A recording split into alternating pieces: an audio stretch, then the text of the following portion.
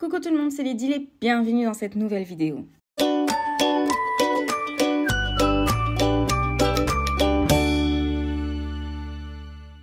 Et nous voici pour les 3 dernières vidéos de l'année. Pourquoi 3? Eh bien, il y en a une qui est maintenant, il y en a une qui sortira demain et une qui sortira après-demain. C'est les 3 dernières vidéos de l'année. J'ai décidé de faire 3 vidéos différentes pour ne pas faire une vidéo avec plein de choses différentes. Donc, ce que je vous propose déjà, c'est un unboxing pour découvrir le colis de Craftly que j'ai reçu et je vais faire des petites cartes avec... Alors moi je vais faire les cartes de Noël parce que cette vidéo a été filmée avant Noël, mais je vous propose des idées pour 2024 et autres, enfin bref, de quoi vous donner plein d'idées comme d'habitude. Et alors il y aura une vidéo également demain qui sortira sur le December Daily terminé. Et oui, je l'ai clôturé, ça y est. Et une vidéo qui fait un petit peu un récap de l'année 2023 sur ma chaîne YouTube qui sortira le 31 au matin. Et donc voilà, on est parti pour ces 3 dernières vidéos. Donc la première vidéo qui sort aujourd'hui, c'est une vidéo sur le colis Craftly que j'ai reçu avec un petit tuto pour faire des cartes. Alors le colis, évidemment, c'est toujours une merveille. J'ai reçu toujours plein de petits trucs en plus de ce que j'ai demandé.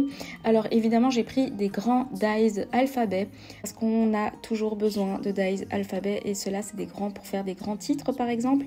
Des dies feuillage que j'ai trouvé trop beaux et j'ai également reçu des encres que je vais tester aussi dans cette vidéo.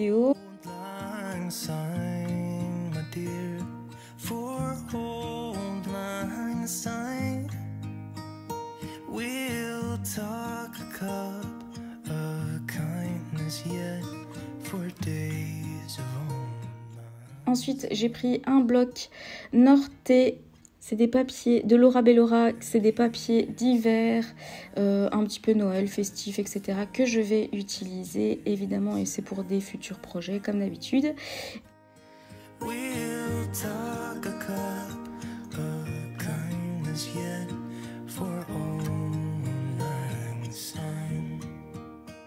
D'autres dies feuillage pour faire une belle fleur ou une rose de Noël. Et alors j'ai enfin craqué pour la plaque de gaufrage de Laura Bellora. J'avais jamais compris qu'ils étaient si grands. En fait, ce sont des A5, des demi A4. Et donc voilà, il est temps qu'ils me font de l'œil depuis tellement de temps. Voilà, j'ai craqué, il fallait que j'en prenne.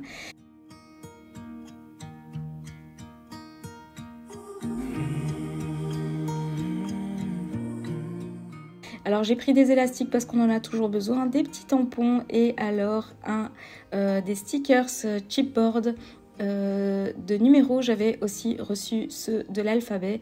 Voilà, comme quoi on peut toujours utiliser des numéros comme par exemple pour le December Daily.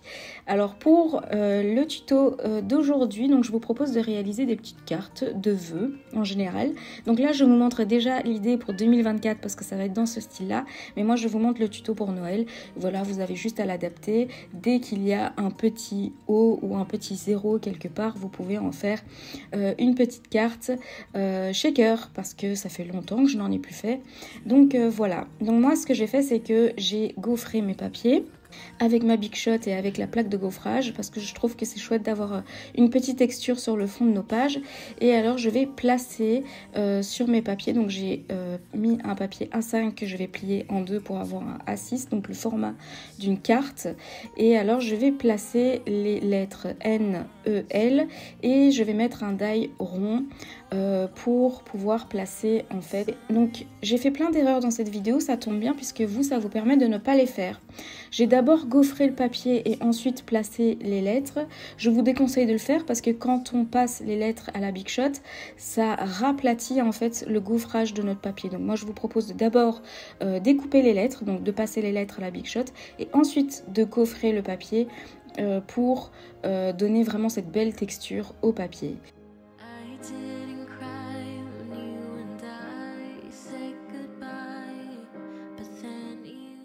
Ensuite, j'ai fait l'erreur de mettre un die trop grand pour ma petite capsule que j'avais.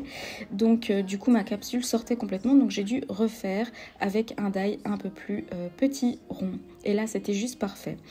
Où est-ce que j'ai pris ces petites capsules pour pouvoir faire un shaker? Eh bien, en fait, aux États-Unis, j'avais acheté des petites pièces à collectionner, des pièces Harry Potter dans le Wizarding World à Universal Studios à Hollywood. Et en fait, j'ai gardé toutes ces petites capsules, j'en avais acheté 11 et il y en a 2 dans chaque pièce. Et donc du coup, je me suis retrouvée avec 22 capsules que j'ai gardées de côté pour pouvoir faire toutes mes cartes de vœux et autres shakers pour, ça peut être une boule à neige, etc. Donc voilà, et c'est juste parfait parce qu'ils sont pas trop gros et ils sont vraiment tout fins, il y a vraiment quelques millimètres d'épaisseur, c'est juste une épaisseur juste parfaite en fait pour pouvoir faire des shakers. Donc moi je vous conseille également de garder à chaque fois les petits trucs en acétate pour pouvoir faire des shakers et autres. Sur les packaging que vous achetez de tout et n'importe quoi, vous avez toujours un petit truc en plastique et voilà, c'est toujours utile à garder pour pouvoir faire des belles cartes shaker. J'ai voulu tester l'encre que j'ai reçue de Craftelier. Le problème c'est que ça a bavé à cause de la texture du papier, donc je me suis dit que c'était pas une très bonne idée. Pour finir, j'ai essayé de rattraper le truc, mais en fait je me rends compte que l'encre était aussi très liquide vu qu'elle est nouvelle et donc du coup c'était pas l'idéal. Donc je me suis dit que j'allais masquer avec un feuillage ma petite tache. C'est pas dérangeant, mais voilà, ça avait un petit peu bavé vu que la texture était pas lisse. Pour tamponner, c'est pas idéal. Donc voilà une autre petite erreur à ne pas faire, ne pas tamponner sur un papier qui a été gaufré. Ensuite, j'ai sorti d'autres dies de Craftelier, les petits flocons que j'avais reçus il y a quelques mois. Et donc du coup je les ai ressortis parce que je trouve que là c'est idéal justement pour cacher ma petite erreur et pour les utiliser ici vu que c'est un thème Noël. À l'arrière de ma carte, je vais mettre un des papiers que j'ai reçus de Laura Berlora. Et je vais, donc là j'ai décidé de prendre un papier très foncé pour pouvoir faire ressortir la neige que je vais mettre dans la petite capsule.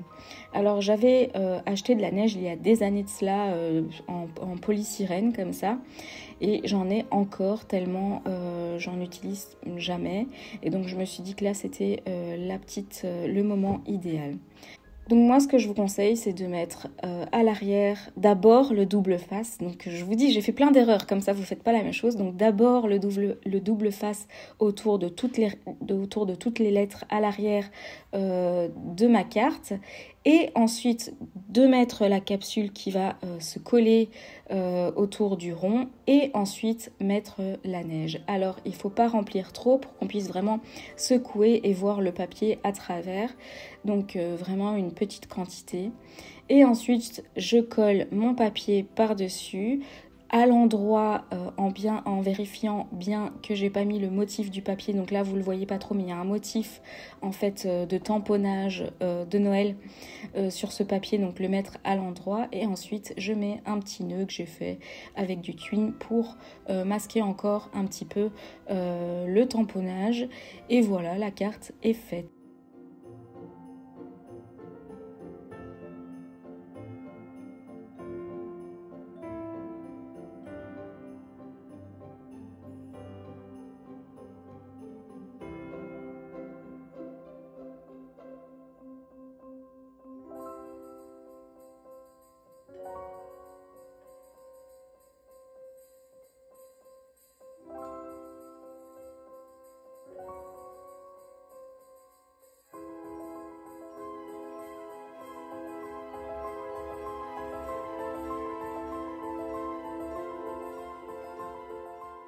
J'en ai fait une autre avec Noël dans l'autre sens pour vous donner vraiment une autre idée, donc l'écrire en une ligne, mais vous pouvez aussi écrire Noël quand vous avez par exemple des mots avec 4 lettres ou par exemple le nombre 2024, vous pourriez faire une carte avec écrit 2 0 en haut et 2 4 en bas par exemple.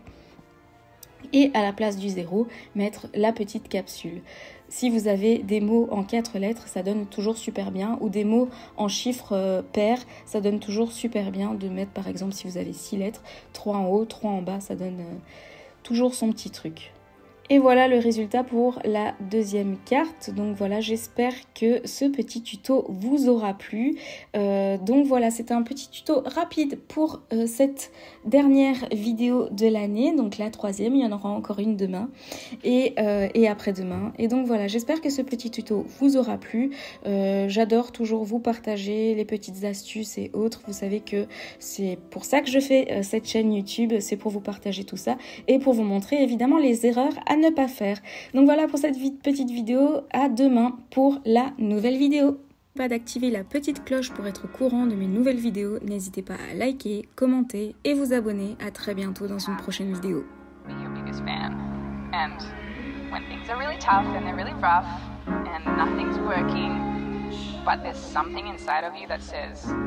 I just have to follow that because you don't know who